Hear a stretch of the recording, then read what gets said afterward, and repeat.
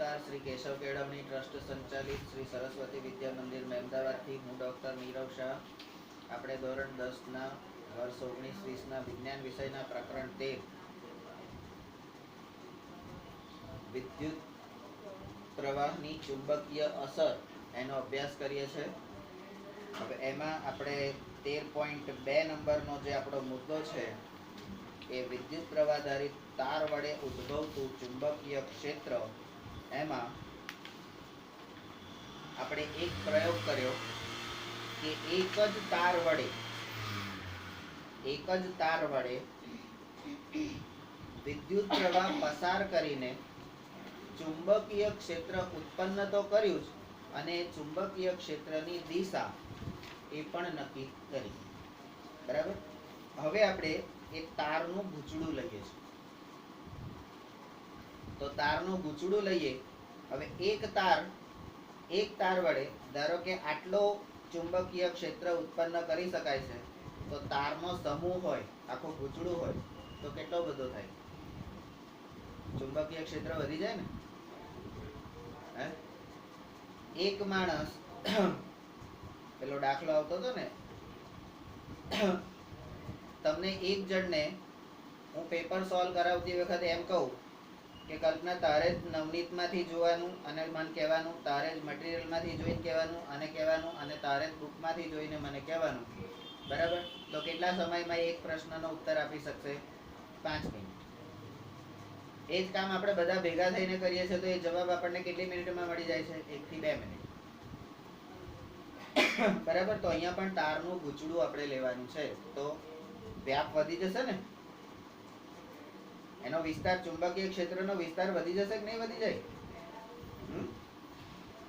એક તાર હોય તો આટલામાં જ ચુંબકીય ક્ષેત્ર લાગશે, અને ગૂંચળું હશે તો છેક તારા સુધી લાગશે. ત્યાં બેઠો હોય ને તોય ચોટી જશે. બરાબર છે. તો એનો અભ્યાસ કરીએ એ પહેલા ભ્રમણ.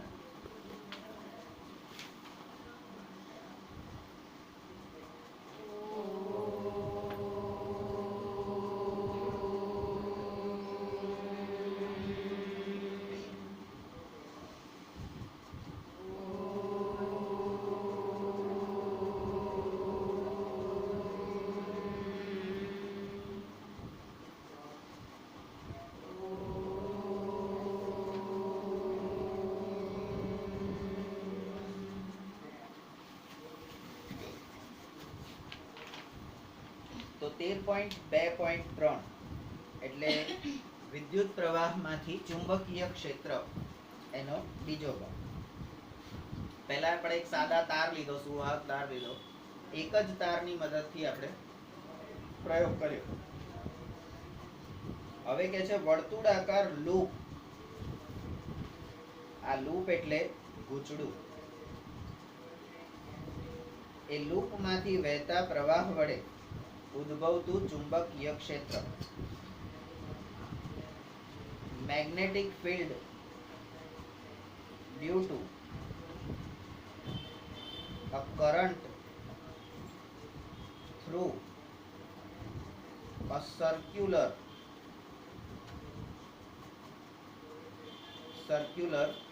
loop.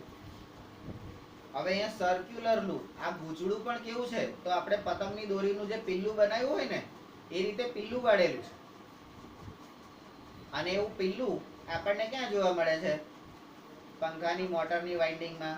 આપણે પાણીની મોટરમાં જે વાઇન્ડિંગ કરેલું હોય ને, એક લોખંડનો આધાર હોય, એની આજુબાજુ આપણે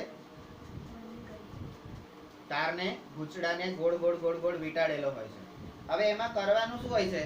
તો એ તારને તમારે વ્યવસ્થિત રીતે પહેલા એક દોરો, પછી એને અડીને જ બીજું ચક્કર, એને અડીને જ ત્રીજું ચક્કર, એને અડીને જ ચોથું ચક્કર. બરાબર.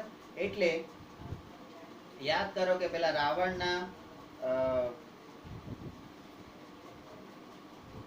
રાવણના દરબારમાં હનુમાનજીને બેસવાની જગ્યા ના આપી રાવણે, તો હનુમાનજીએ શું કર્યું? તો પોતાના પૂંછડાને આમ ગોળ ગોળ ગોળ ગોળ ગોળ ગોળ ગોળ ગોળ વીંટી અને રાવણ કરતા મોટું સિંહાસન કરીને કૂદકો મારીને એની પર બેસી ગયા. પાણીની પાઇપને આપણે કેવી રીતે વાળીએ છીએ? બરાબર. તો આ પણ એવી રીતે જ વર્તુળાકાર લૂપ છે, પણ તારનું છે, પાઇપનું નહીં. બરાબર છે. તો એના દ્વારા મેગ્નેટિક ફિલ્ડ કેવી રીતે અને કેટલું ઉત્પન્ન થાય છે? આપણે અત્યાર સુધીમાં સુરેખ વિદ્યુત પ્રવાહ ધારિત તાર વડે, એટલે આપણો પહેલો પ્રયોગ શું હતો? સુરેખ વિદ્યુત પ્રવાહ તાર વડે તેની આસપાસ ઉદ્ભવતી ચુંબકીય ક્ષેત્ર રેખાઓની ભાત એટલે કે ડિઝાઇનનું અવલોકન કર્યું. ધારો કે આ તારને હવે જે સીધો હતો ને, જુઓ બરાબર, પેલો બિચારો તાર સીધો હતો અને સરસ રીતે વિદ્યુત પ્રવાહ આપતો હતો. તો એ તારને હવે કે છે કોઈ પણ માણસ સીધો હોય ને કોઈને ના ગમે. માણસ સીધો હોય ને કોઈને ના ગમે, બરાબર. બધાને સારો ને સીધો જોઈતો હોય, પણ કોઈ સીધો ચાલતો હોય ને તો કોઈ ગમે નહીં, એટલે લોકો હળી તો કરે. તો હવે આ સીધા તારને વાળીને એક વર્તુળાકાર લૂપ બનાવી તેમાંથી વિદ્યુત પ્રવાહ પસાર કરવામાં આવે છે. તો હવે તેના દ્વારા ઉદ્ભવતી ચુંબકીય ક્ષેત્ર રેખાઓ કેવી દેખાશે? અલ્યા ચુંબકીય ક્ષેત્ર રેખાઓ છે. હવે રેખા એટલે લીટી, તો લીટીઓ જેવી જ દેખાય ને, એમાં હું ધાડ મારી? તો કે ના ભાઈ, પેલો તાર જ્યારે એકલો હતો ને ત્યારે એની આજુબાજુ સરસ મજાના ગોળાકાર ડિઝાઇન થતી હતી, વર્તુળાકાર, કુંતલાકાર. હવે કેવી ડિઝાઇન થાય છે?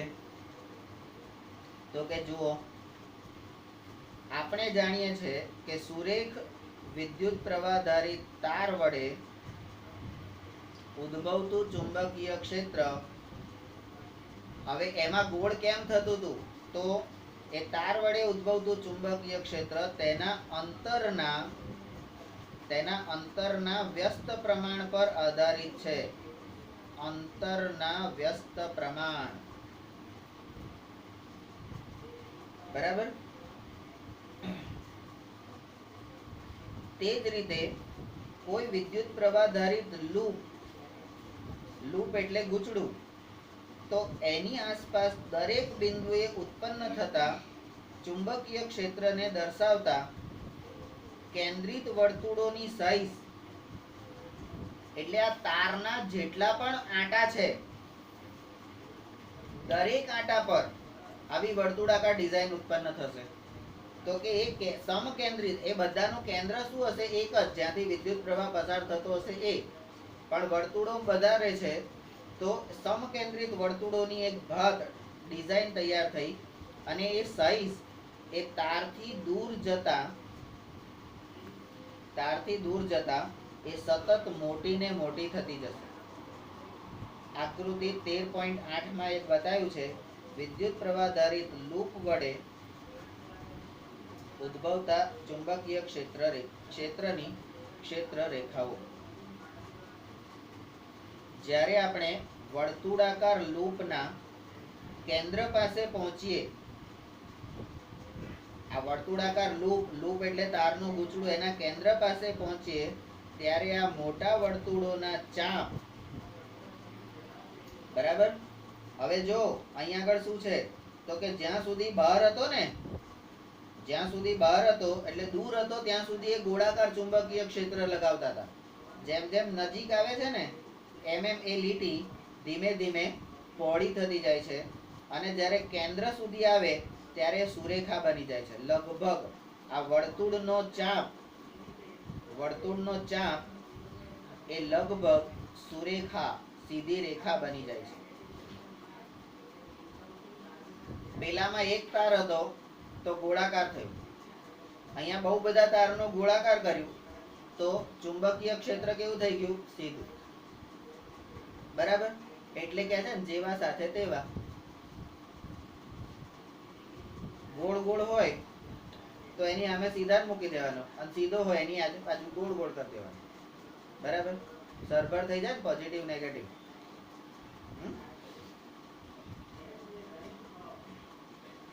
હવે વિદ્યુત પ્રવાહ ધારિત તારના દરેક બિંદુએથી ઉદ્ભવતી ચુંબકીય ક્ષેત્ર રેખાઓ એ લૂપના કેન્દ્ર પાસે સીધી રેખા જેવી દેખાય છે. જમણા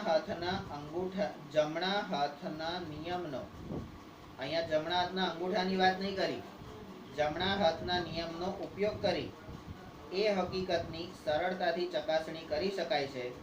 કઈ હકીકત? તો આ હકીકત એટલે આપણું તારણ. તારનો દરેક ભાગ તારનો દરેક ભાગ એ લૂપની અંદર,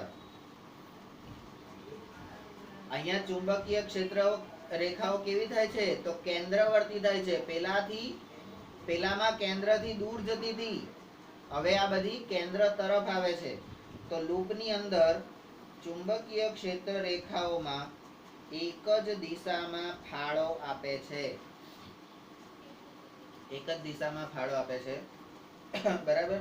અને એટલે જ હમણાં જે બધી વાલી મીટિંગ ગઈ, એ વાલી મીટિંગમાં આપણે એવું એક જ દિશામાં પ્રવાહ અને એક જ દિશામાં ફાળો એવી એક વાત કરી હતી કે હવે પછીના 5-10 વર્ષ કે હવે પછી જ્યારે પણ મને કંઈ દાન કરવાની ઈચ્છા થશે તો એ હું સરસ્વતી વિદ્યા મંદિરમાં જ કરીશ. હું કોઈ બીજાને નહીં આપું, હું કોઈ મંદિરમાં કે કોઈ જગ્યાએ નહીં આપું, હું કોઈ ભિખારીને નહીં આપું. મારે કંઈ પણ આપવાની ઈચ્છા થઈ તો એ હું ક્યાં આપીશ? બરાબર. તો દિશા એક જ તરફ, ફાળો એક જ તરફ, તો બળ અને તાકાત બે વધી જાય, મૂલ્ય વધી જાય ને. બરાબર.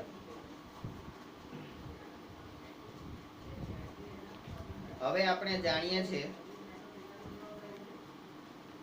તો તમે બધું જાણતા જ હોય તો વારે ઘડી આ બધી મેથી મારવાની જરૂર ખરી? જુદી જુદી પ્રવૃત્તિઓ કરવાની જરૂર ખરી?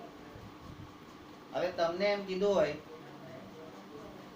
કે તમારે બટાકાનું શાક બનાવવાનું છે, સિમ્પલ કહેવાય ને. તો બટાકાનું શાક બનાવવા માટે તમારી પ્રોસેસ શું? તો કે બટાકાને કાપવાના. કાપીને શું કરવાનું? તો કે એને શેકવાના, બાફવાના, વઘારવાના, આવું કંઈક પ્રક્રિયા કરવાની, અથવા તો તેલમાં તળવાના. પછી તો કે થઈ જાય એટલે શાક તૈયાર. તો કે દર વખત આવું જ કરવાનું? તો કે બસ આવું જ કરવાનું. તો કે બટાકાને કાપવામાં કંઈક જુદી જુદી પદ્ધતિ લાવીએ તો તાકે એકવાર ઊભા ચીરો, એકવાર આડા ચીરો, એકવાર ગોળ ગોળ ચીરો, એકવાર હોય એના પાછા ટુકડા કરી નાખો, અને એકવાર ઝીણા ઝીણા ઝીણા ઝીણા કરી નાખો. બરાબર. એકવાર પેલી લાકડી જેવી કરો, ફ્રેન્ચ ફ્રાઈઝ. બરાબર. તમારે જે રીતે કરવું હોય એ રીતે થાય. બરાબર. તો અહીંયા પણ વસ્તુ એક જ છે, એ લોકો જાણે જ છે, પણ જુદી જુદી રીતે આપણી પાસે કરાવડાવે છે. કારણ કે દરેક રીતે એક જ વસ્તુને અનેક રીતે કરવામાં આવે છે, પણ દરેક રીતે જ્યારે એ કરવામાં આવે છે ત્યારે એની પ્રક્રિયા દ્વારા દિશા, દશા, મૂલ્ય અને બળ એ બધું બદલાતું જાય છે. એક તારનો ઉપયોગ કર્યો હતો તો જુદું મળ્યું, હવે ગૂંચળું ઉપયોગ કરીએ છીએ તો જુદું મળે છે. વિદ્યુત પ્રવાહ ધારિત તાર વડે આપેલ બિંદુ પાસે ઉદ્ભવતું ચુંબકીય ક્ષેત્ર એ તેમાંથી વહેતા વિદ્યુત પ્રવાહના સમપ્રમાણમાં, એટલે ચુંબકીય ક્ષેત્ર એટલે જેને આપણે એમ કહીએ, બરાબર, એ વિદ્યુત પ્રવાહ I ના સમપ્રમાણમાં છે. અહીંયા એમ જ કહીએ એવું જરૂરી નથી, આપણે એને શું કહીશું એ પાછળ આવશે. બરાબર. પણ આપણે સમપ્રમાણતાની નિશાની આવી રીતે વાપરીએ છીએ. તેથી વર્તુળાકાર લૂપને n આંટાઓ હોય, એક તારમાંથી ચુંબકીય ક્ષેત્ર જે ઉત્પન્ન થયું એ વિદ્યુત પ્રવાહના સમપ્રમાણમાં છે. તો વર્તુળાકાર લૂપને n આંટા હોય તો ઉત્પન્ન થતું ચુંબકીય ક્ષેત્ર એ એક આંટા દ્વારા ઉત્પન્ન થતા ક્ષેત્ર કરતા n ગણું વધારે હોય. જેટલા આંટા હોય એટલા ગણું વધારે હોય. તો આવું હોય તો શું? તો કે કારણ કે દરેક આંટામાં આ વિદ્યુત પ્રવાહની દિશા તો સમાન જ છે, અને દરેક આંટા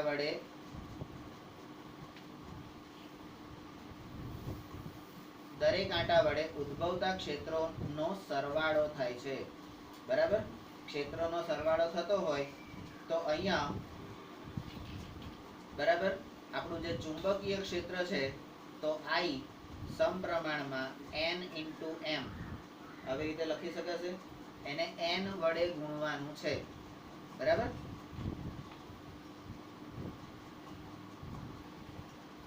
પ્રવૃત્તિ કઈ આવી? ડી ઈ આવી ગઈ. ઈ પછી f. પ્રવૃત્તિ f 13.6 નંબરની પ્રવૃત્તિ છે. એક એવું લંબચોરસ પૂઠું લો જેમાં 2 છિદ્રો હોય. ના હોય તો આપણે પાડી દેવાના. પૂઠાના સમતલને લંબ રહે તેમ ઘણા આંટાઓ ધરાવતી એક લૂપને પૂઠામાં દાખલ કરો. અહીંયા તારનું આખું ગૂંચડું, એટલે આપણે પેલા સેન્ટિંગનો તારનું ગૂંચડું લાવે છે ને 5 કિલોનું કિલોનું, એવું આખું ગૂંચડું આની અંદરથી પસાર કરી દેવાનું છે. તો કે હવે શું કરવાનું? તો કે આકૃતિમાં 13.9 માં દર્શાવ્યા પ્રમાણે લૂપના છેડાઓ સાથે શ્રેણીમાં આ બધું જોડાણ, જો પહેલામાં પણ શ્રેણી જોડાણ હતું, અહીંયા પણ શ્રેણી જોડાણ છે. બેટરી, કળ અને રિયોસ્ટેટનું જોડાણ કરો. હવે શું કરવાનું? તો કે લોખંડના ભૂકાને આ પૂઠા પર સમાન રીતે ભભરાવો અને ભભરાવા માટે મીઠાની ડબ્બીનો ઉપયોગ કરો. મીઠાની નહીં, મીઠું છાંટવાની ડબ્બી. હવે કળમાં પ્લગ મૂકો. પ્લગ અંદર મૂકી દો અને ચાલુ કરો. તો પૂઠાને હળવેકથી ટકોરા મારો. પૂઠાને ટક ટક ટક ટક ટકોરા મારો. એનાથી શું થશે? તો કે પૂઠા પર લોખંડના ભૂકાની જે ભાત રચાય છે એનું અવલોકન કરો. બરાબર. અહીંયા તમને ભાત રચાઈ, તો એ ભાત અહીંયા આગળ જે છે એવી આ બાજુ 13.8 માં બતાવી છે એ પ્રમાણેની ભાત રચાશે. બરાબર છે. તો 13.9 ની આકૃતિ શું કહે છે? વિદ્યુત પ્રવાહ આધારિત વર્તુળાકાર લૂપ વડે ઉદ્ભવતું ચુંબકીય ક્ષેત્ર એટલે તારની સંખ્યા, તારના આંટા વધારે હોય તો એ ચુંબકીય ક્ષેત્ર દૂર તરફ નાનું અને કેન્દ્ર તરફ મોટું. દૂર તરફ નાનું અને કેન્દ્ર તરફ મોટું. અને જ્યારે કોઈ પણ વ્યક્તિ ધીમે ધીમે ધીમે ધીમે ધીમે બધી મોહ માયા ને એ બધું છોડતો જ્યારે ઉપર થાય છે, કેન્દ્રમાં જાય છે, તો એ કેન્દ્રમાં કેવો થઈ જાય છે? સીધો થઈ જાય છે. એક સારો માણસ સીધો થઈ ગયો. પણ જ્યાં સુધી એ નીચે હોય ત્યાં સુધી લોકો એને હારો રહેવા દે? એટલે હારો તો બધાને જોઈતો હોય, પણ સીધો રહેવા દે? સીધો હેણતો હોય તો હળિયો કરે, હેન્ડેલા આમ જઈએ તેમ જઈએ, ફલાણું કરીએ ઢીકણું કરીએ. બરાબર. તો હવે એ શું થઈ ગયું? સીધો થઈ ગયો. બરાબર. હવે આ જે આપણે ચુંબકની એટલે વિદ્યુત પ્રવાહના આધારે ચુંબકીય ક્ષેત્ર ઉત્પન્ન કરવું, એના માટેનું એક સાધન 13.2.4 સોલેનોઇડ. આ સોલેનોઇડ એક સાધન છે. એ સોલેનોઇડમાંથી વહેતા વિદ્યુત પ્રવાહના કારણે ચુંબકીય ક્ષેત્ર. હવે આ સોલેનોઇડ એ બીજું કશું જ નથી, તમારા મોટરનું અને પંખાનું વાઇન્ડિંગ જ છે. મોટર અને પંખાનું વાઇન્ડિંગ જ છે. અને એમાં તાંબાના ખુલ્લા તાર જ વીંટાળવામાં આવે છે. અને એ તાર એમને એમ લગાડવામાં નહીં આવતા, એની ઉપર એક સોલ્યુશન લગાડવામાં આવે છે.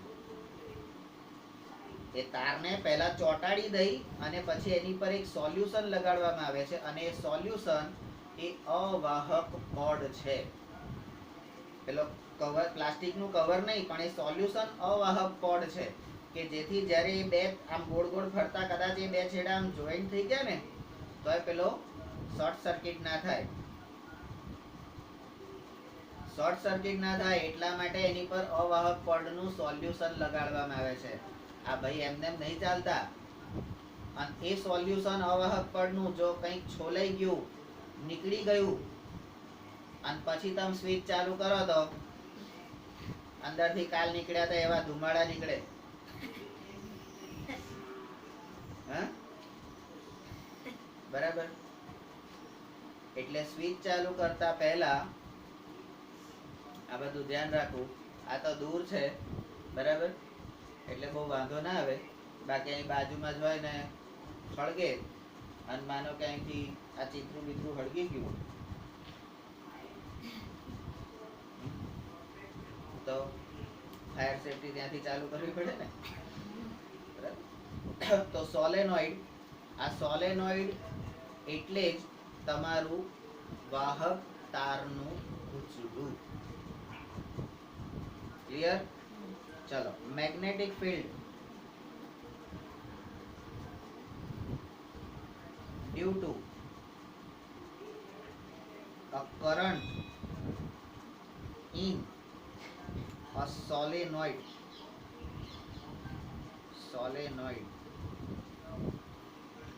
અલગ કરેલા તાંબાના તારના અત્યંત નજીક વીંટાળેલા ઘણા વર્તુળાકાર આંટા વડે બનતા નળાકારને, હવે આ વર્તુળાકાર આંટા તમે આમાં મારતા જાઓ તો એના દ્વારા શું થઈ જશે? એક નળાકાર જેવી રચના થશે. આ નળાકારને શું કહેવામાં આવે છે? સોલેનોઇડ કહેવામાં આવે છે. તો આ શું થઈ એની ભાઈ વ્યાખ્યા. નંબર 2, વિદ્યુત પ્રવાહ ધારિત આ સોલેનોઇડના કારણે રચાતી ચુંબકીય ક્ષેત્ર રેખાની ભાત આકૃતિ 13.10 માં દર્શાવી છે. તો ઉદ્ભવતી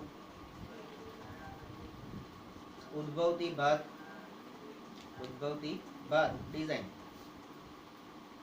નંબર 3, આકૃતિ 13.4 માં દર્શાવેલ ગજિયા ચુંબકની ક્ષેત્ર રેખાઓની ભાત, ગજિયા ચુંબકમાં આપણે જે ક્ષેત્ર રેખાઓની ભાત હતી ને એની સાથે આ ભાતની સરખામણી કરો. તો ત્રીજો મુદ્દો આવ્યો સરખામણી. હવે ચોથો મુદ્દો, શું તે એક સમાન દેખાય છે? જોતા આવે છે. શું તે એક સમાન દેખાય છે? તો કે હા, તે એક સમાન દેખાય છે. આ શું આવ્યું? અવલોકન. નંબર 5, હવે હકીકતમાં આ સોલેનોઇડ એ શું છે? સોલેનોઇડનો એક છેડો એ ચુંબકીય ઉત્તર ધ્રુવ અને બીજો છેડો એ ચુંબકીય દક્ષિણ ધ્રુવ તરીકે વર્તે છે. સોલેનોઇડની અંદરના વિસ્તારમાં આ ક્ષેત્ર રેખાઓ પરસ્પર સમાંતર એવી સુરેખાઓ છે. અંદર તરફ જાઓ ને તો એ સુરેખા બની જાય છે. જુઓ, સીધી લીટીમાંથી ધીમે ધીમે ગોળાકાર થતી જાય. બરાબર. નંબર 7, જે દર્શાવે છે કે સોલેનોઇડની અંદરના વિસ્તારમાં ઘણા બિંદુએ ચુંબકીય ક્ષેત્ર કેવું છે? સમાન છે.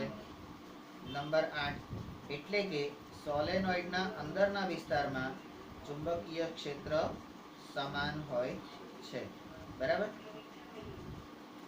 વિદ્યુત પ્રવાહ આકૃતિ તમારી 13.10 જે છે એ વિદ્યુત પ્રવાહ ધારિત સોલેનોઇડની અંદર તથા આસપાસ મળતું ચુંબકીય ક્ષેત્રની ક્ષેત્ર રેખાઓ દર્શાવે છે. નંબર 9, સોલેનોઇડની અંદરના વિસ્તારમાં ઉદ્ભવતા ચુંબકીય ક્ષેત્રનો નરમ લોખંડ જેવા ચુંબકીય પદાર્થને ગૂંચળાની અંદર રાખી એને મેગ્નેટાઇઝ.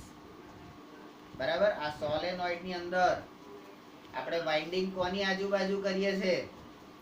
તો એક લોખંડનો ટુકડો હોય છે, એની આજુબાજુ તાર વીંટાળીએ છીએ. બરાબર છે કે નહીં? મોટર રિવાઇન્ડિંગ ને એમાં આપણે એ જ કરીએ છીએ ને. બરાબર. તો મેગ્નેટાઇઝ કરવા માટે ઉપયોગ થઈ શકે છે. એટલે મેગ્નેટ બનાવવા માટે તમારે આવું કરવું પડે. તો એ વસ્તુ તમને આકૃતિ 13.11 માં બતાવી છે કે વિદ્યુત પ્રવાહધારી સોલેનોઇડનો સ્ટીલના સળિયાને તેની અંદર મૂકી મેગ્નેટાઇઝ કરવા માટેનો ઉપયોગ ઇલેક્ટ્રોમેગ્નેટ બનાવવા માટે. હવે સ્ટીલનો સળિયો હતો, લોખંડનો નહીં. સ્ટીલના સળિયાને પણ આ રીતે તાર વીંટી અને તમે એની અંદરથી વિદ્યુત પ્રવાહ ઉત્પન્ન કરો તો એ સ્ટીલનો સળિયો પણ મેગ્નેટ, ચુંબક બની જાય છે. અને ચુંબક બન્યા પછી એ ચુંબકીય ક્ષેત્ર ઉત્પન્ન કરે છે. અને ચુંબકીય ક્ષેત્ર એનો વિસ્તાર અને દિશા પણ નું મૂલ્ય પણ હોય છે. બરાબર. તો આ રીતે બનતું જે ચુંબક છે એને શું કહેવામાં આવે છે? ઇલેક્ટ્રોમેગ્નેટ. ઇલેક્ટ્રોમેગ્નેટ. બરાબર.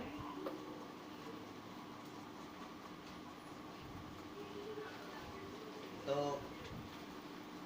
ગમે તેવી ધાતુનો સળિયો હોય, એ ગમે તેવી ધાતુના સળિયામાંથી આપણે મેગ્નેટ બનાવી દીધું, પણ કોઈનું ચુંબકત્વ વધારવા માટે તમારે પહેલા તો એને ચારે બાજુથી બંધ પેક કરી દેવો પડે. રક્ષણાત્મક આવરણ લગાયા પછી એની અંદરથી કોઈ પણ જાતનો વિદ્યુત પ્રવાહ એટલે એની પર બળ લગાડવું પડે. એને એવું કહેવું પડે કે તારી અંદર બહુ તાકાત છે, તું આ બધું કરી શકે છે. બરાબર. તો એ કહેવા માટે આ બધી વસ્તુ કરવાની હોય છે. અને એકવાર એ મેગ્નેટ બની ગયું, ચુંબક બની ગયું, પછી એને છૂટું મૂકો તો એ ચુંબક શું કરશે? લોખંડને આકર્ષે. એટલે આકર્ષણ અને અપાકર્ષણ બે વસ્તુ જ કરશે. બરાબર. પછી એને બીજી કોઈ તકલીફ પડવાની છે? હવે એનું ચુંબકીય ક્ષેત્ર ધીમે ધીમે ઘટતું જશે એવું થવાનું છે? જ્યાં સુધી એ મેગ્નેટ હશે ત્યાં સુધી એ ચુંબકીય ક્ષેત્ર એનું જ રહેવાનું છે.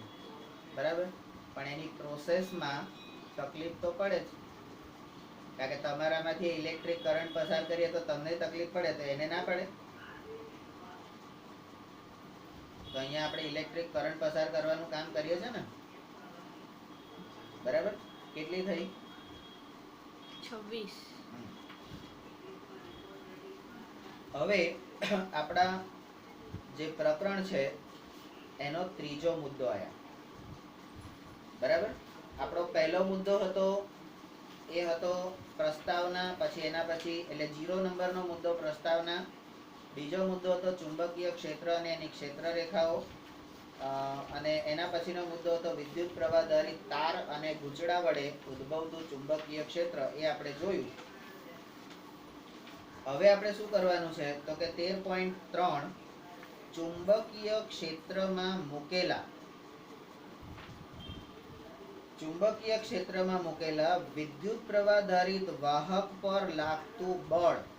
હવે એની પર કયું બળ લાગે છે અને કેટલા પ્રમાણમાં લાગે છે? હવે ચુંબક થઈ ગયું, એની અંદરથી ઇલેક્ટ્રિક પ્રવાહ પસાર કર્યો એટલે ચુંબક થઈ ગયું. એ ચુંબકનું ચુંબકીય ક્ષેત્ર આટલું બધું વિસ્તરી ગયું આખા રૂમમાં. હવે એના ચુંબકીય ક્ષેત્રમાં ફરી પાછો તમારે એક વિદ્યુત પ્રવાહ ધારિત તાર મૂકવાનો છે. ફરી એકાદ છૂટો વાયર ફરી મૂકવાનો છે. તો વાઇન્ડિંગ કર્યા પછી એ સર્કિટ આખી ચાલુ થાય એના માટે આપણે શું કરીએ? તો છેડા જોડીએ છે કે નહીં? છેડા જોડીએ છે કે નહીં? બરાબર. તો અંદર જમણા હાથના નિયમ પ્રમાણે અને છેડા આપીએ છે તો કે ડાબા હાથના નિયમ પ્રમાણે. જુઓ, એટલે દરેક જગ્યાએ અવળું સવડું કરવું પડે. પેલા જાદુગર કરે ને, અને એમાં પેલો દલેર મેદી તુનક તુનક, એક આમ ફેરવે ને એક આમ ફેરવે. અહીં કોણે જોયું નહીં? શું આ? તો ચુંબકીય ક્ષેત્રમાં મૂકેલા વિદ્યુત પ્રવાહ ધારિત વાહક પર લાગતું બળ. હવે બળ આવે એને આપણે ફોર્સ કહીએ. Force on a current carrying conductor in a magnetic field.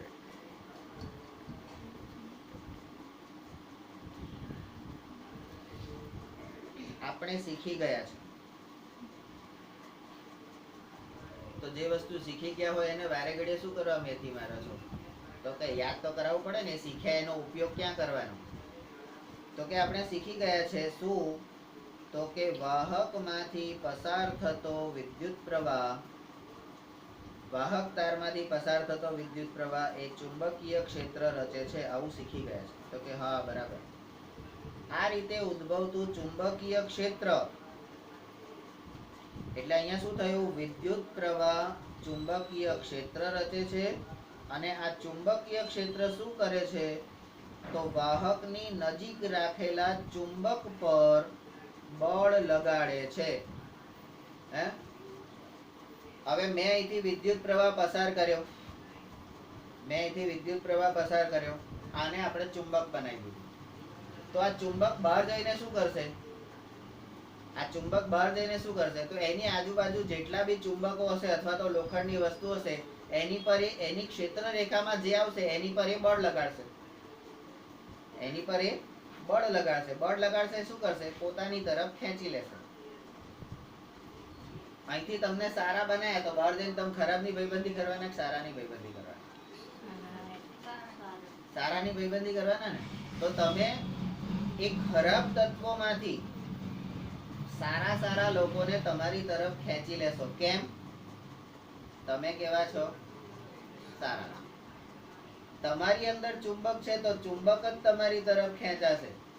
Plastic ખેંચાશે, કાગળિયા ખેંચાશે, લાકડા ખેંચાશે, વેસ્ટેજ માલ ખેંચાશે નહીં ખેંચાય.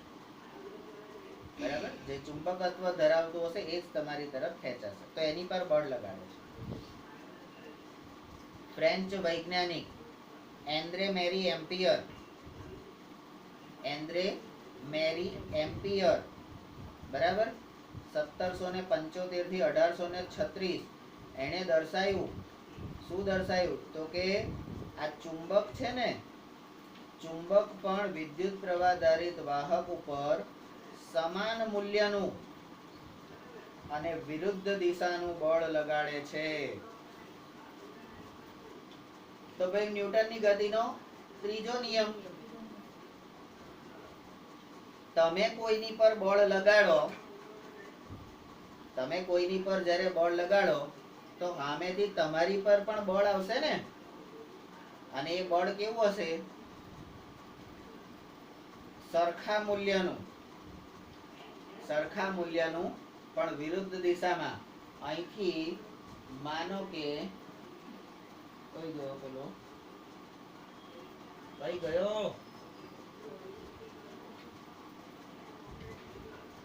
એટલે દડો કઈ ગયો? સારું, ચલો અહીંયાથી આ એક વસ્તુ છે. આને હું જેટલી ફોર્સ થી અહીંયાથી આમ સામે પછાડીશ, બરાબર, એ ત્યાં જેટલા જોરથી અથડાશે, અહીંથી જશે કેટલા જોરથી એ નહીં, ત્યાં જે જોરથી અથડાશે એટલા જ જોરથી એ પાછું પડશે. બરાબર? તો અહીંયા હું અહીંથી બળ લગાડું છું, સામે વિરુદ્ધ દિશામાં બળ લાગશે. જુઓ, હવે તારું માથું હલવું જોઈએ નહીં. બરાબર? હું ગમે એટલું બળ લગાડું, તારે સામે જોર કરવાનું છે. બરાબર? આ શું થયું? સમાન મૂલ્યનું વિરુદ્ધ દિશામાં બળ. તો અહીંયા આગળ હલનચલન ક્યાંય થયું? સ્થિર થઈ ગયું ને. પ્લસ માઇનસ વત્તા 1 માઇનસ 1 બળ કેટલું થઈ ગયું? સમાન પણ વિરુદ્ધ દિશા. બરાબર? તો હવે તો કે ચુંબકીય ક્ષેત્ર દ્વારા વિદ્યુત પ્રવાહ ધારિત વાહક પર લાગતું બળ એ નીચેની પ્રવૃત્તિ દ્વારા આપણે દર્શાવીએ. તો કે હવે પ્રવૃત્તિ કઈ આવી? F પછી G. પ્રવૃત્તિ 13.7. આકૃતિ 13.12 માં દર્શાવ્યા પ્રમાણે એક નાનો એલ્યુમિનિયમનો સળિયો જુદા જુદા વસ્તુઓ લે છે. બરાબર? એલ્યુમિનિયમનો સળિયો AB એ લગભગ 5 સેન્ટીમીટરની લંબાઈનો લો. આકૃતિ 13.12 માં દર્શાવ્યા મુજબ બે વાહક તાર વડે તેને સમક્ષિતિજ રહે તે રીતે સ્ટેન્ડ ઉપર લટકાવી દો. બે છેડા પર બે તાર બાંધી દો. બે છેડા પર બે તાર બાંધીને એને લટકાવી દો સમક્ષિતિજ રહે એ રીતે. પછી તો કે એક પ્રબળ નાળ ચુંબક, અહીં ગજ્યો ચુંબક નહીં કીધો, નાળ ચુંબક. નાળ એટલે ઘોડાની નાળ જેવો જે ચુંબક હોય એ એવી રીતે ગોઠવો કે સળિયો તેના બે ધ્રુવોની મધ્યમાં રહે. આ સળિયો જે છે ને લોખંડનો એ આ બેની વચ્ચે રહે એવી રીતે એને ગોઠવી દો. હવે શું કરવાનું? તો કે ચુંબકીય ક્ષેત્ર એ ઉર્ધ્વ દિશામાં મળશે એવી રીતે એને ગોઠવવાનું છે. તો આ માટે ચુંબકનો ઉત્તર ધ્રુવ એ એલ્યુમિનિયમના સળિયાની નીચે ઉત્તર ધ્રુવ N એ નીચે અને દક્ષિણ ધ્રુવ S એ ઉપર રહે એ રીતે ગોઠવો. બરાબર. ચુંબકને પેલા નળાકાર ચુંબકને નાળ ચુંબકને એ રીતે ગોઠવવાનું છે. હવે કે છે તો કે એલ્યુમિનિયમના સળિયાની સાથે આ એલ્યુમિનિયમના સળિયાની સાથે એટલે બે છેડા હતા એની જોડે શ્રેણીમાં બેટરી કળ અને રિયોસ્ટેટ જોડો. બેટરી કળ અને રિયોસ્ટેટને તમારે જોડવાનો છે. હવે આ સળિયામાં બી છેડાથી એ છેડાની દિશામાં આ બી છેડો છે ને ત્યાંથી એ છેડાની દિશામાં પ્રવાહ પસાર કરો.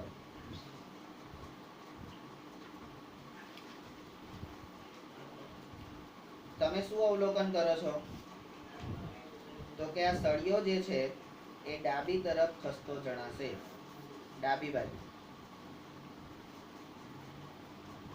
એટલે સળિયો સ્થાનાંતર પામે છે તે નોંધી શકશો. સ્થાનાંતર, આ સ્થાનાંતર પ્લસ પણ હોય, માઇનસ પણ હોય અને શૂન્ય પણ હોય.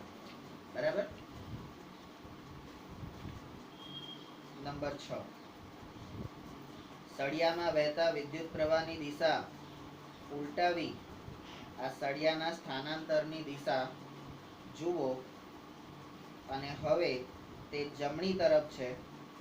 હવે સળિયામાં જે વિદ્યુત પ્રવાહ બી થી એ તરફ વહેતો હતો હવે એને વિદ્યુત પ્રવાહ I ને તમારે એ થી બી તરફ વહાવડાવવાનો છે અને સળિયાના સ્થાનાંતરની દિશા જમણી તરફ થઈ જશે એ તમે જોશો. સળિયો કેમ સ્થાનાંતર પામે છે? યુનિટ 8 પૂરું. તો સળિયો કેમ સ્થાનાંતર પામે છે? એક જગ્યાએથી બીજી જગ્યાએ કેમ જાય છે? કોઈને એવી ઈચ્છા ના હોય કે હવારના પરમાં ગોદડું છોડીને ઘર છોડીને નહીં ધોઈને જવું પડે અહીંયા સ્કૂલમાં. એની પર કોઈ પણ પ્રકારનું એક બોર્ડ લગાવતા હોય, ઓય આદિત્યા ઉભો થા, સ્કૂલે જવાનું છે. અલી નહીં જવું તઈ જઈને પેલો કપરાટ કરે છે, આખો દાડો ભણાઈ કરે છે, હેરાન કરી.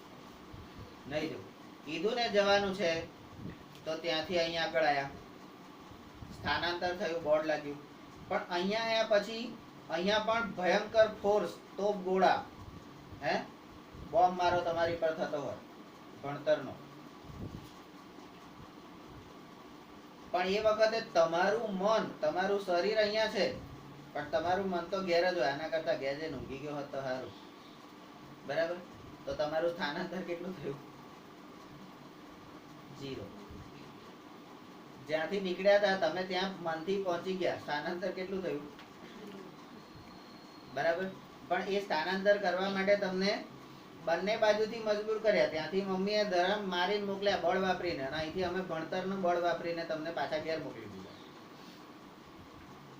પણ એની જગ્યાએ અમે અહીંયા આગળ એવું પ્રકારનું બળ લગાડીએ કે તમે અહીંયા જ રહો. તો કેવું?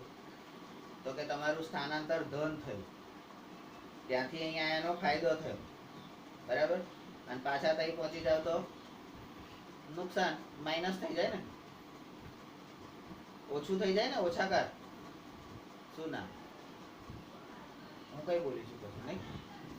ચાલો. આકૃતિ 13.12 વિદ્યુત પ્રવાહ ધરી સળિયો AB એ ચુંબકીય ક્ષેત્રને અને તેની લંબાઈને લંબ દિશામાં ચુંબકીય બળ અનુભવે છે અને લોહ ચુંબકનો આધાર અહીંયા સરળતા ખાતર બતાવેલ નથી. આ લોહ ચુંબક હવામાં લટકેલું રહે છે. જો આકૃતિમાં આવી રીતે કોઈ ચુંબકને હવામાં લટકાઈ શકાય, પણ એને પણ કોઈ આધાર ઉપર, કોઈ ટેબલ ઉપર કે એવી રીતે જ મૂકેલું છે, પણ એ આધારને સરળતા ખાતર આપણે બતાવ્યો નથી. બાકી આભાસી ચિત્રામણ કરવું હોય ને કેતન, આભાસી ટેબલ બેબલ બનાવવું હોય ને તો બનાવાય, વાંધો ના આવે. બરાબર. અને આભાસી બનાવવું હોય તો ડોટેડ લાઈનથી આપણે બનાવીએ છીએ. બરાબર. ચિત્રોમાં ક્લિયર?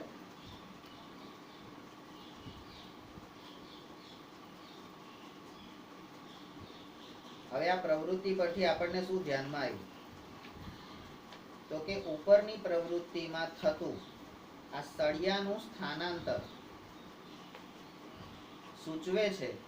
શું સૂચવે છે તો કે વિદ્યુત પ્રવાહ ધારિત એલ્યુમિનિયમના સળિયાને જ્યારે ચુંબકીય ક્ષેત્રમાં મૂકવામાં આવે ત્યારે તેના પર બળ લાગે છે. અને તે એમ પણ સૂચવે છે, બીજું શું સૂચવે છે તો કે એવું સૂચવે છે કે વિદ્યુત પ્રવાહની દિશા ઉલટાવતા આ બળની દિશા પણ ઉલટાઈ જાય છે. એ થી બી તરફ અને બી થી એ તરફ આપણે વિદ્યુત પ્રવાહને પસાર કર્યો છે. હજી શું કહે છે તો હવે ચુંબકના બંને ધ્રુવોની અદલા બદલી કરી. પહેલા શું કર્યું? વિદ્યુત પ્રવાહ ની દિશા બદલી. વિદ્યુત પ્રવાહની દિશા બી થી એ તરફ એટલે બી થી એ તરફ અને એ થી બી તરફ. તો બી થી એ તરફ જઈએ તો સળિયો કઈ દિશામાં ખસ્યો? બી થી એ તરફ તો ડાબી બાજુ અને એ થી બી તરફ તો સળિયો જમણી બાજુ ખસ્યો. બરાબર? આ વિદ્યુત પ્રવાહની દિશા ઉલટાવતા. હવે કોની દિશા? તો કે હવે ચુંબકના ધ્રુવ ઉલટાવતા. ચુંબકના ધ્રુવ ઉલટાવતા. તો પહેલા આપણે ચુંબકના ધ્રુવ કઈ રીતે મૂક્યા હતા? તો ચુંબકનો ઉત્તર ધ્રુવ આ N જે છે એ N એ નીચે અને આ S છે એ ઉપર. ઉત્તર ધ્રુવ ઉપર હતો તો ત્યારે આપણને આ પ્રક્રિયા મળી. હવે કે છે આ N ને ઉપર કરી દો અને S ને નીચે કરી દો. તો આનાથી વિપરીત આપણને પરિણામ મળશે. આ જે મળ્યું ને એનાથી વિપરીત પરિણામ હવે મળશે. જોઈએ. તો ચુંબકના બંને ધ્રુવોની અદલા બદલી કરી અને ચુંબકીય ક્ષેત્રની દિશા એ શિરોલંબ નીચેની દિશામાં કરો. બરાબર? ચુંબકીય ક્ષેત્રની દિશા શિરોલંબ બનાવી દો. ફરીથી જોઈ શકાય છે કે વિદ્યુત પ્રવાહધારી સળિયા પર લાગેલા બળની દિશા ઉલટાય છે. આ દર્શાવે છે તો આ દર્શાયું એ હવે આપણું ABC અને આ D થઈ ગયું કે વાહક પર આ આપણે ધ્યાનમાં લેવાનું છે. વાહક પર લાગતા બળની દિશા આ કોમન આવ્યું. વાહક પર લાગતા બળની દિશા એ વિદ્યુત પ્રવાહની દિશા કોના પર આધાર રાખે છે? વિદ્યુત પ્રવાહની દિશા અને ચુંબકીય ક્ષેત્રની દિશા પર આધાર રાખે છે. એટલે બળ એ કોના પર આધાર રાખે છે? તો I અને M એ બંનેની દિશા પર આધાર રાખે છે. બરાબર? પ્રયોગો એવું દર્શાવે છે કે આ સળિયાનું સ્થાનાંતર ત્યારે મહત્તમ હોય છે અથવા તો બળનું માન મહત્તમ હોય છે. ક્યારે? તો કે જ્યારે વિદ્યુત પ્રવાહની દિશા એ ચુંબકીય ક્ષેત્રની દિશાને લંબ હોય છે. બરાબર?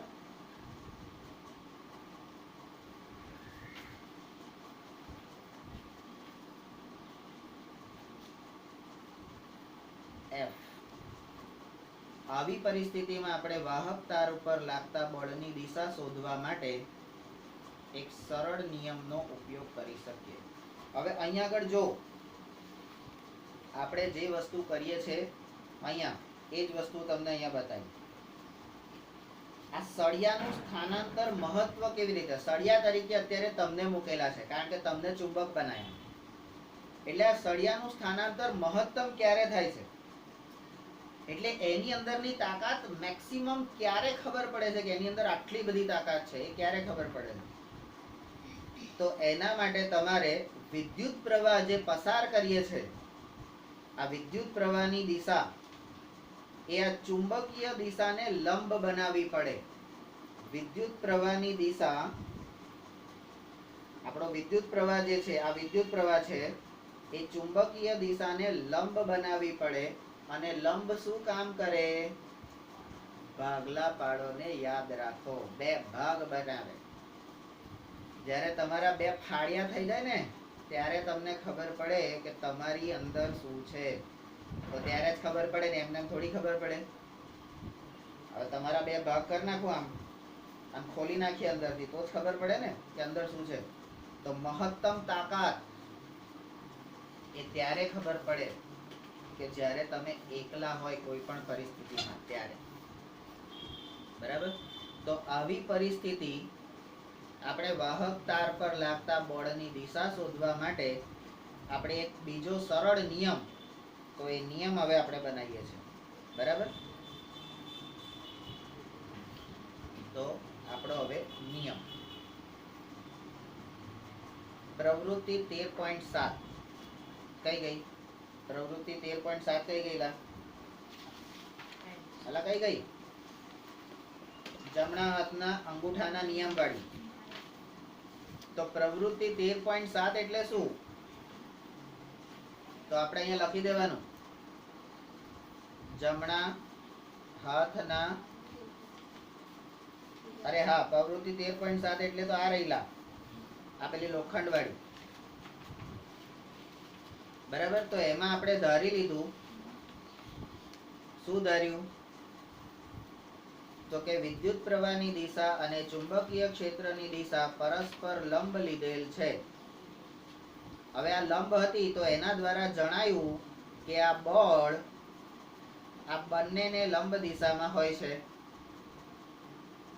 તો એનાથી શું થયું? તો કે આ ત્રણેય દિશાઓ એક સરળ નિયમ દ્વારા, આ ત્રણેય દિશાઓ સરળ નિયમ દ્વારા, એટલે કે જેને આપણે ફ્લેમિંગના ડાબા હાથનો નિયમ, ફ્લેમિંગના ડાબા હાથનો નિયમ કહીએ છીએ, એના વડે દર્શાવી શકાય છે. તો કે આ નિયમ પ્રમાણે, હવે ફ્લેમિંગનો ડાબા હાથનો નિયમ, હવે તમે જુઓ તમારો ડાબો હાથ 13.13 માં ફ્લેમિંગનો ડાબો હાથ નહીં, તમારો ડાબો હાથ જુઓ. હવે તમારા ડાબા હાથને તમે આ રીતે કરી નાખો. બરાબર? તો આ અંગૂઠો છે એ ગતિ દર્શાવે છે કોની? વિદ્યુત પ્રવાહની. આ તમારી ઇન્ડેક્સ ફિંગર એટલે ઊભી આંગળી શું દર્શાવે છે? એ ચુંબકીય ક્ષેત્ર દર્શાવે છે. એટલે અહીંયા ગતિ એટલે બળ. બળ દ્વારા જ ગતિ કરશો ને તમે. ઘરેથી અહીં કેવી રીતે આવ્યા? તો બળ દ્વારા જ આવ્યા ને. તો અંગૂઠો તમને બળ દર્શાવે છે, આ આંગળી તમને ચુંબકીય ક્ષેત્ર દર્શાવે છે, અને આ આંગળી જે છે એ તમને વિદ્યુત પ્રવાહ બતાવે છે. તો આ બંને એકબીજાને લંબ હોય, આ બંને એકબીજાને લંબ હોય તો જ આ બળ લાગે, નહીં તો બળ લાગે નહીં. બરાબર? તો આ નિયમ પ્રમાણે તમારા ડાબા હાથનો અંગૂઠો, બરાબર, ડાબા હાથનો અંગૂઠો, પ્રથમ આંગળી અને વચ્ચેની આંગળીઓ, આ ત્રણેયની એવી રીતે પ્રસારો કે જેથી તેઓ પરસ્પર લંબ રહે. હવે અહીંયા આકૃતિમાં જુઓ તો તમારી આંગળીઓ એકબીજાને લંબ છે? તો કે છે. આકૃતિ 13.13 માં આ વસ્તુ બતાવ્યું છે. જો પ્રથમ આંગળી એટલે તમારી ઇન્ડેક્સ ફિંગર એ ચુંબકીય ક્ષેત્રની દિશામાં હોય, બરાબર, પહેલી આંગળી ચુંબકીય ક્ષેત્રની દિશામાં હોય, બીજી આંગળી એ વિદ્યુત પ્રવાહની દિશામાં હોય, તો તમારો અંગૂઠાની દિશા એ ગતિની દિશા અથવા તો વાહક પર લાગતા બળની દિશા દર્શાવે છે. બરાબર? એટલે આના પરથી તમને ખબર પડી જાય કે ચુંબકીય ક્ષેત્ર કેવી રીતે લાગુ પડે છે, વિદ્યુત પ્રવાહ કેવી રીતે લાગુ પડે છે, અને બળ કઈ દિશામાં જાય છે. બરાબર? તો દિશાનું મૂલ્ય આપણને ખબર પડી ગઈ. હવે કે છે વિદ્યુત પ્રવાહ ધારિત વાહક અને ચુંબકીય ક્ષેત્ર ધરાવતી રચનામાં આ બંનેમાં કોનો કોનો સમાવેશ થાય છે? તો કે આ રચનાઓમાં વિદ્યુત મોટર, વિદ્યુત જનરેટર, તમારા કાન ફાડી નાખે એવા લાઉડ સ્પીકર, તમે જેમાં મોટે મોટેથી બરાડા પાડો એ માઇક્રોફોન, અને માપન કરતા સાધનો એનો સમાવેશ થાય છે.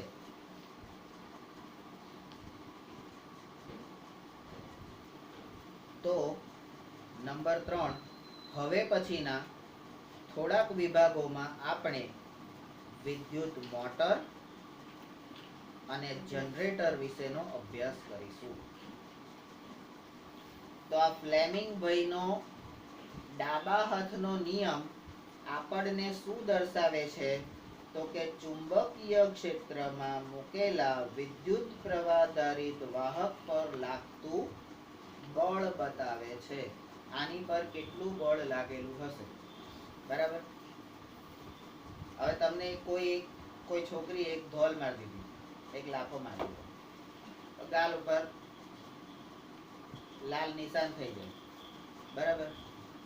એ છોકરીના ભાઈને ખબર પડી, એ લોકોએ બીજા દિવસ આવીને તમને ફેંટોન લાતોન ધીબી કાઢે, બરાબર? તો હવે લાલ નિશાન એકલું નહીં રહે, હવે શું થશે? સોજો હશે, હાથ પગ ભાગેલો હશે, આવું કંઈ પણ બીજું હશે. તો તમે માણસની પરિસ્થિતિ જુઓ, એના પરથી તમને ખબર પડે કે આની પર કેટલું બળ લાગેલું હશે. હવે ઘણી વાર હું આ લોકોને તમને મારવાનું કહું છું, પણ જ્યારે હું એમ કહું કે લાફો માર, ત્યારે આમ કરશે, ધીમે રહી માર. કેમ? તો કે ખબર છે કે જો જોરથી મારીશ ને તો નિશાન પડી જશે. પણ જ્યારે તમે એને આખો દાડો બહુ અકરાયેલા હશે અને પછી હું એમ હાથના ટાઈમે એમ કહીશ કે હવે માર, તો ત્યારે બળનું મૂલ્ય તમને બતાવશે કે જો ભાઈ આ નિશાન પડ્યું ને એના પરથી ખબર પડે કે અહીંયા કેટલું બળ લાગેલું છે, કેટલું બળ ઉત્પન્ન થયું છે, બરાબર?